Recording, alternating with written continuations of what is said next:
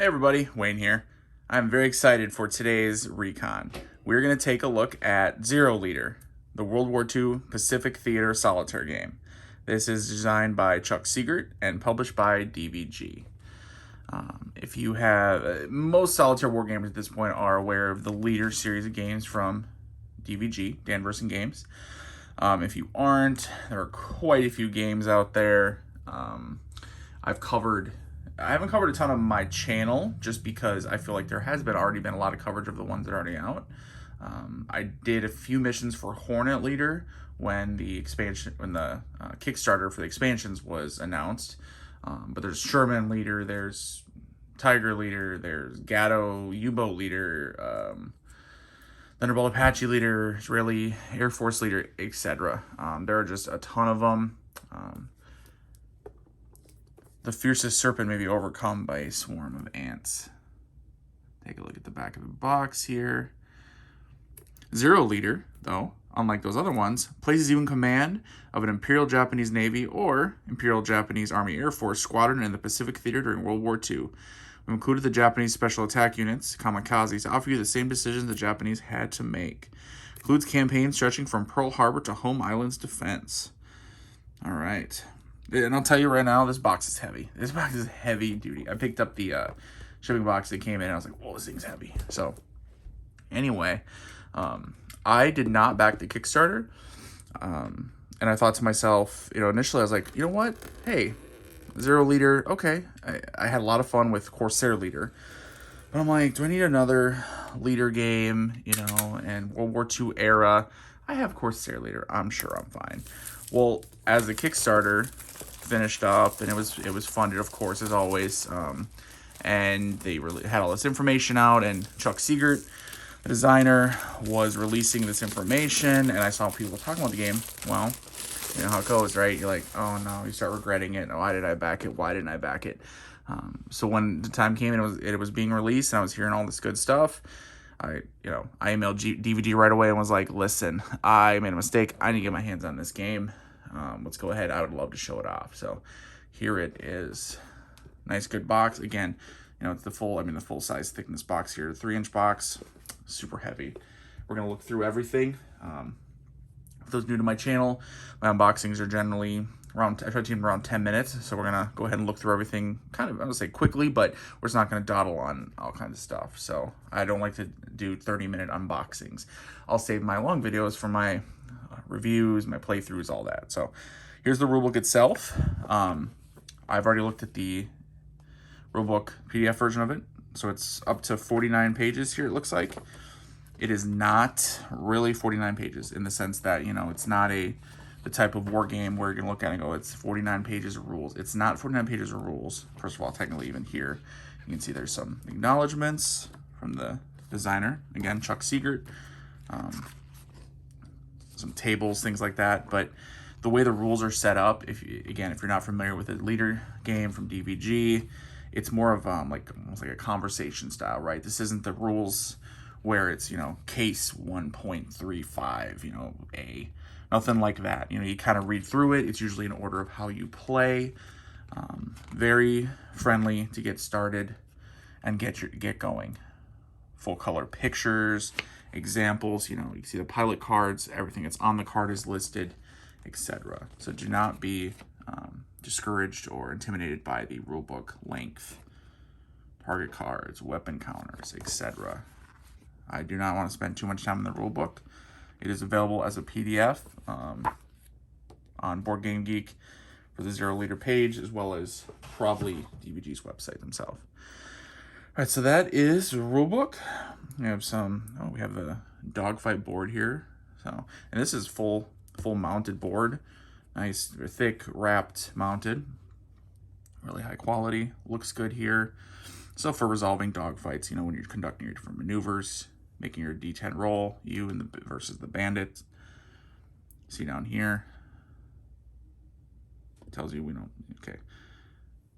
We're going to roll when you're rolling D10 plus, enemy, say, air-to-air. Enemy air-to-air minus friendly air-to-air, etc.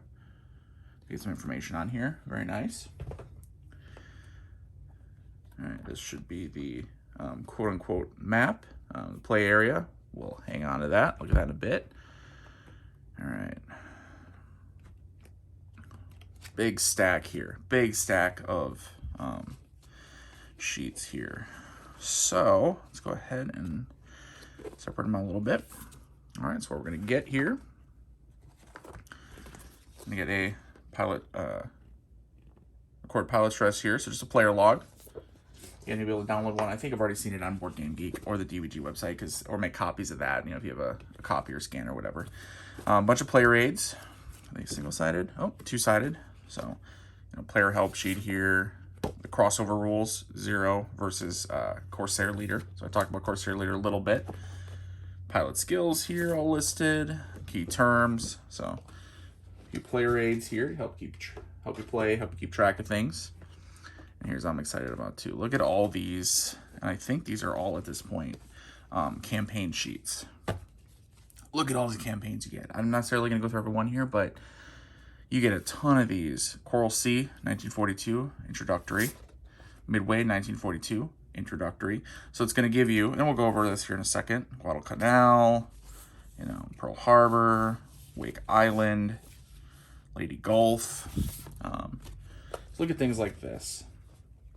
You have your campaign sheet here, and it seems like there's a lot going on, and there kind of is, but it's really not that difficult. You're going to be building your target deck, and we'll look at the cards in a second. Out of the numbers that are listed here, you're going to have the bandits you could choose from. It'll tell you, the stress your pilots take when you go on these missions at these different targets, reinforcement costs, and then what they're in campaign, and then what their rank's going to be. The aircraft you can choose from. So these are the bandits, F4Fs. Available aircraft you can choose from. Little flavor text. Hours after Pearl Harbor, the Imperial Japanese Navy sent forces to invade Wake Island. The strategic nature of this island made success incredibly important.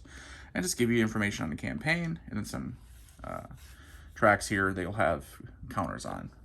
Simple, but lets you to have all these different variety in campaigns. I love the fact that's a great part of the Leader series, is the fact that in one box you're going to have a ton of different these scenarios that you can choose from, how you want to play. Everything from, we looked at introductory all the way to expert, say Luzon, 1945. All right, counters.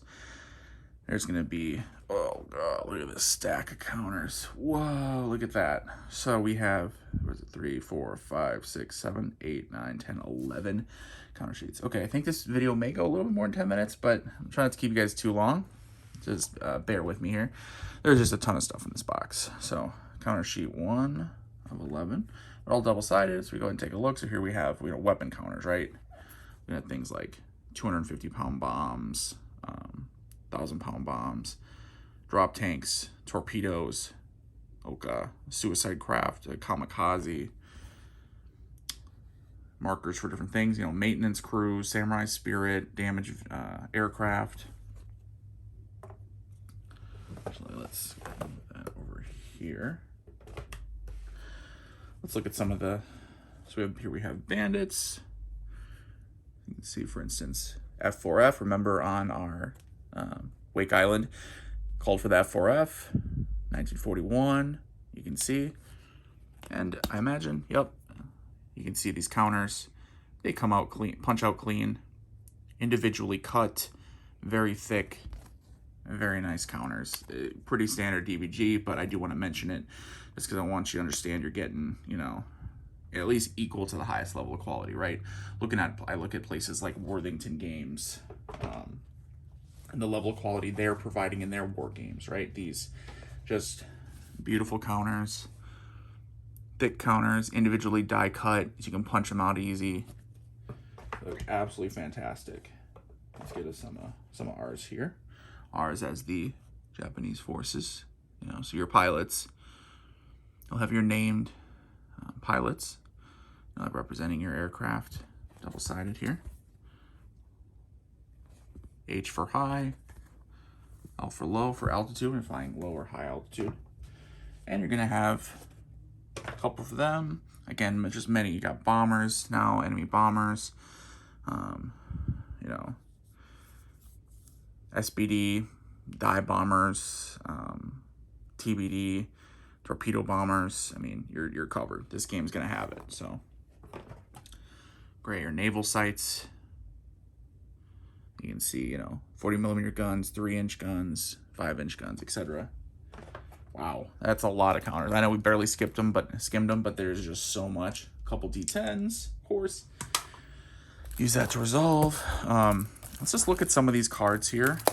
Again, you know, we're not going to spend all day looking at all of them, but I want to look at a few. Show them off to you guys. Look at that, four big stacks here. Beautiful, beautiful. I love the fact that they do the easy open. See, it's got that line. It's got that line, so it's like a lot easier to open. You don't have to sit there with your like knife and try to open them.